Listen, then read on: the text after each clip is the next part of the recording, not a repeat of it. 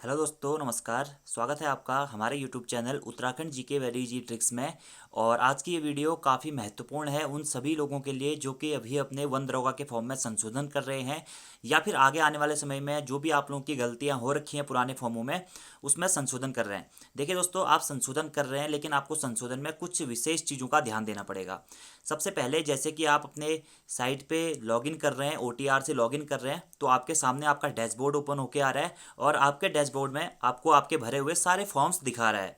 उसके आगे आपको एक एक्शन का ऑप्शन मिल रहा है। एक्शन के ऑप्शन से आपको अपने फॉर्म को प्रिंट करने का एक ऑप्शन मिल रहा है और दूसरा ऑप्शन आपको वहाँ पे मिल रहा है अपने फॉर्म को करेक्ट करने का। तो अगर आपने इससे पहले के जो भी एग्जाम्स भरे हैं उनका प्रिंट आउट अपने पास में नहीं रखा है तो आप वहाँ से नॉर्मली प्रिंट करके फोन में पीडीएफ के रूप में उसे सेव कर सकते हैं। फिलहाल हमने बात करनी है वन दरोगा भर्ती के बारे में, क्योंकि कई सारे लोगों के इसमें अलग अलग डाउट्स आ रहे हैं संशोधन को लेके। कोई बोल रहा है कि सर कैटेगरी चेंज नहीं हो रही, कोई बोल रहा है कि कैटेगरी चेंज हो रही है लेकिन नए वाले ओटीआर के अकॉर्डिंग हो जा रही है, कोई बोल रहा है कि एप्लीकेशन नंबर नहीं आ रहा एडिट करने के बाद में, किसी की फीस सबमिट नहीं हो रही। तो इन सभी चीज़ों के बारे में हम बात करेंगे और ये वीडियो बहुत इंपॉर्टेंट है। अगर आपने करेक्शन कर भी लिया है तब भी आप एक बार जो आपने करेक्ट किया है उसका पीडीएफ डाउनलोड करके जरूर देख लें कि क्या आपके फॉर्म में कोई गलती तो नहीं हो गई है।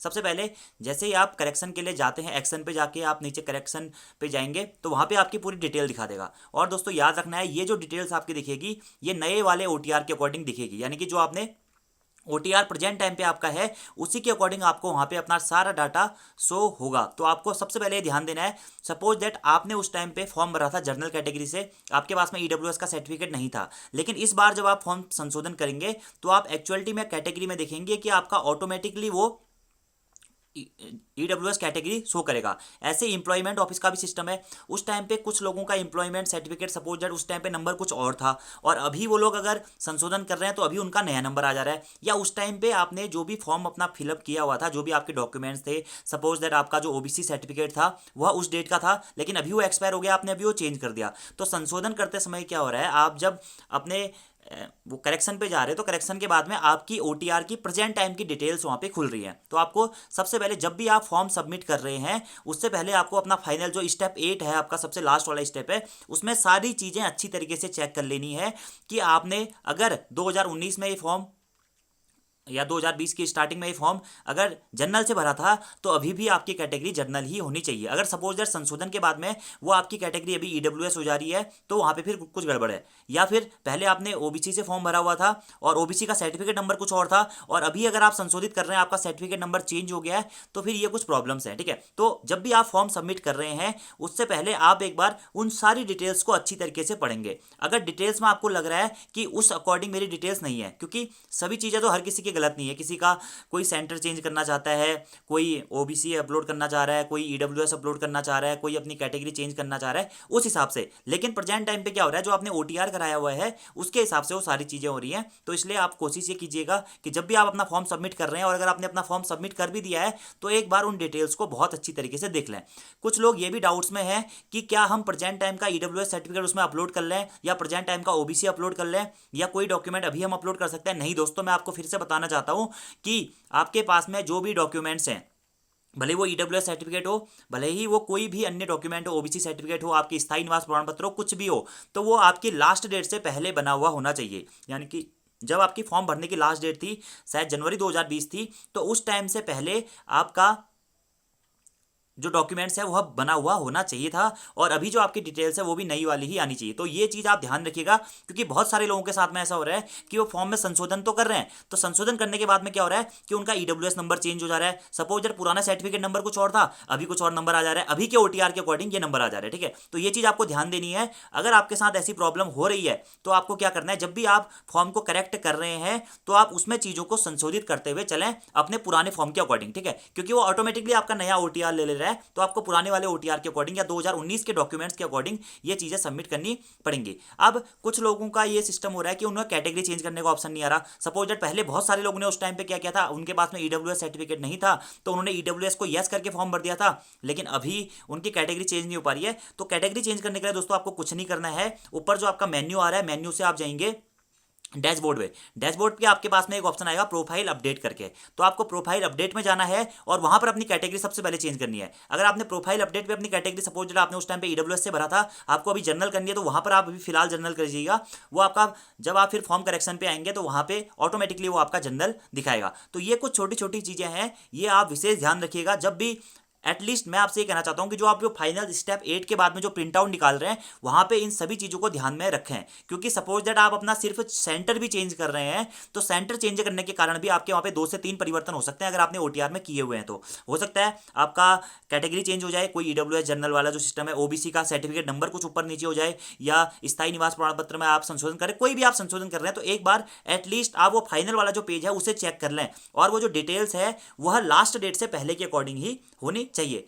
कुछ लोग ये भी कह रहे हैं कि सर जैसे हमारा ईडब्ल्यूएस सर्टिफिकेट अभी प्रेजेंट टाइम पे उस टाइम पे नहीं था, तो क्या हम अभी ऐड कर सकते हैं? नहीं दोस्तों, बिल्कुल ऐड नहीं कर सकते हैं। मैं हमेशा से कहता हूं कि फॉर्म के भरने के अंतिम तिथि से पहले आपका डॉक्यूमेंट बना हुआ होना चाहिए। तो इन चीज़ों का आप विशेष ध्यान रखेंगे, क्योंकि बहुत सारे लोगों के साथ में मिस्टेक्स हो रही है। संशोधन के बाद में भी ये मिस्टेक्स हो जा रही है, क्योंकि लोग क्या कर रहे हैं कि अपना एक पैराग्राफ जैसे संशोधित कर रहे हैं, कोई सेंटर संशोधित कर रहा है, कोई किसी का सपोज स्थायी निवास प्रमाण पत्र का नंबर गलत हो गया, किसी के पापा का नाम गलत हो गया, किसी की डेट ऑफ बर्थ गलत हो गई थी, या किसी ने सेंटर गलत भर दिया था, किसी ने अपनी जो परसेंटेज थी वो गलत भर दी थी, उस कारण से प्रॉब्लम होती। लेकिन अभी वो वही चीज संशोधित कर रहे हैं, लेकिन उसके साथ में एक दो चीजें उनकी ऑटोमेटिकली संशोधित हो जा रही है प्रेजेंट टाइम के ओटीआर के अकॉर्डिंग। तो आपको क्या करना है, सबसे पहले जो स्टेप 8 है उसको अच्छी तरीके से पढ़ना है। जो भी उसमें चेंजिंग हो रही है उन चेंजिंग्स को आपको पहले सही कर लेना है फॉर्म भरते टाइम ही। और अगर आपने संशोधित कर भी दिया है तो एक बार आप अपने फॉर्म को रिवर्स चेक करें। ऐसी अगर कोई गड़बड़ी आपके साथ में हुई है तो आप फिर से उस फॉर्म को संशोधित करें। और एक और प्रॉब्लम जो अधिकतर लोगों के साथ में आ रही है कि फॉर्म संशोधित करने के बाद में उनकी एप्लीकेशन आईडी नहीं दिखा रहा है। तो इसमें आयोग को मैंने मेल किया था इस बारे में भी, तो आयोग का अभी रिप्लाई आया है कि उनकी जो टेक्निकल टीम है उनसे बात चल रही है कि इसकी क्या प्रॉब्लम है। जैसे ही उसका कोई डिसीजन निकलेगा वो मैं आपको बता दूंगा। और कुछ लोग बार बार ईडब्ल्यूएस सर्टिफिकेट के बारे में पूछ रहे हैं कि इसकी वैलिडिटी क्या है। देखिए दोस्तों, मैं अभी फिर से कहना चाहता हूँ, पहले भी बहुत बार कहा है कि आयोग के द्वारा इसका कोई भी मानक तय नहीं किया गया है कि वो ईडब्ल्यूएस सर्टिफिकेट वित्तीय वर्ष में ही चलेगा या फिर अदर वर्ष में भी चलेगा। मेरे द्वारा आयोग को पर्सनली इसमें मेल भी किया गया था, मेरे पास मेल आईडी भी है। आयोग का सबसे पहले मुझे रिप्लाई आया था कि वित्तीय वर्ष में चलेगा, लेकिन उसके बाद में आयोग ने फिर वो रात को रिप्लाई आया था, सुबह आयोग ने अपना रिप्लाई चेंज कर दिया था। आयोग ने कहा कि अभी इस मामले में बात चल रही है क्योंकि अलग अलग तहसीलों में और अलग अलग क्षेत्रों में इसके अलग अलग क्राइटेरिया सामने आ रहे हैं। इस कारण अगर आपका ईडब्ल्यूएस सपोज दैट आप आज बना रहे हैं, आप जून 2021 में सर्टिफिकेट बना रहे हैं, तो आपका ये सर्टिफिकेट फिलहाल के नियमों के अकॉर्डिंग जून 2022 तक लागू रहेगा। फिलहाल आप वित्तीय वर्ष वाला कॉन्सेप्ट कुछ भी नहीं है, क्योंकि लोक सेवा आयोग ने पुराने ईडब्ल्यूएस इसी प्रकार से चला रखे हैं और यूके ट्रिपल ने भी अपनी नियमावली में कहीं भी इस चीज का जिक्र नहीं किया गया कि वित्तीय वर्ष के लिए ही आवश्यक है या अन्य वर्ष के लिए आवश्यक है। तो ये चीजें आप थोड़ा सा ध्यान दीजिएगा। संशोधन वाले यार जरूर देख लें, क्योंकि बाद में हो सकता है फिर आप लोगों को और दिक्कत हो जाए, संशोधन के बाद में और दिक्कत हो जाए। तो इसलिए मैंने आपको ये सारी चीजें बता दी हैं। फिर से आपको करेक्शन में जाना है और वहां पे अपनी डिटेल्स चेक करनी है, या जो भी आपने करेक्शन कर लिया है वहां पे आपको अपने प्रिंट आउट निकाल के सारी चीजें चेक कर लेनी है कि क्या मेरे पुराने डॉक्यूमेंट्स के अकॉर्डिंग, या 2020 में जब मैंने फॉर्म भरा था या 2019 लास्ट में मैंने जब फॉर्म भरा था उस टाइम के डॉक्यूमेंट से अभी का डाटा मैच कर रहा है या नहीं कर रहा है। और मैं आपको फिर से कह रहा हूं, जिस टाइम पे आप अपना फॉर्म भरते हैं वही डाटा आपका होना चाहिए। यानी कि 2000 जब उसकी अंतिम डेट थी बंदरों का फॉर्म भरने की, शायद जनवरी 2020 या फरवरी 2020 थी, उससे पहले आपका जो डॉक्यूमेंट्स थे वही डॉक्यूमेंट प्रेजेंट टाइम पे अटैच्ड होने चाहिए। अगर आप उसके बाद का कोई डॉक्यूमेंट अटैच कर रहे हैं तो वो फिर आपका मान्य नहीं होता है, वो ऑटोमेटिकली आपका फॉर्म फिर से गलत हो जाता है। फिर हो सकता है आपको आयोग में आगे संशोधन करना पड़े, या बहुत सारी अलग अलग प्रॉब्लम्स आ जाती हैं।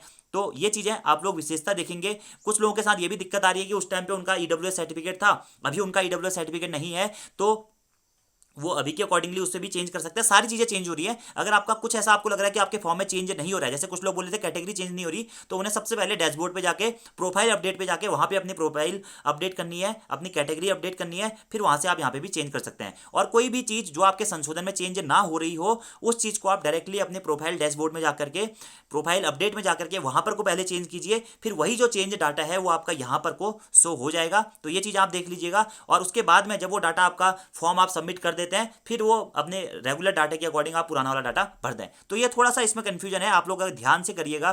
कोई भी गलतियां हो रही है तो आप कमेंट बॉक्स में रिप्लाई कर मैसेज कर सकते हैं। वैसे मैं रिप्लाई बहुत उतना टाइम नहीं हो पाता है, लेकिन फिर भी मैं कोशिश करूंगा आप लोगों का रिप्लाई दूं। और या फिर हमारे जो ही बहुत सारे मित्र लोग हैं जिनको अच्छी नॉलेज है वो लोग भी आपके रिप्लाई देते हैं। तो आज की इस वीडियो में इतना ही दोस्तों। Thank you, thanks for watching video. See you next time. और लगभग मैंने आपको सारी चीजें बता दी हैं।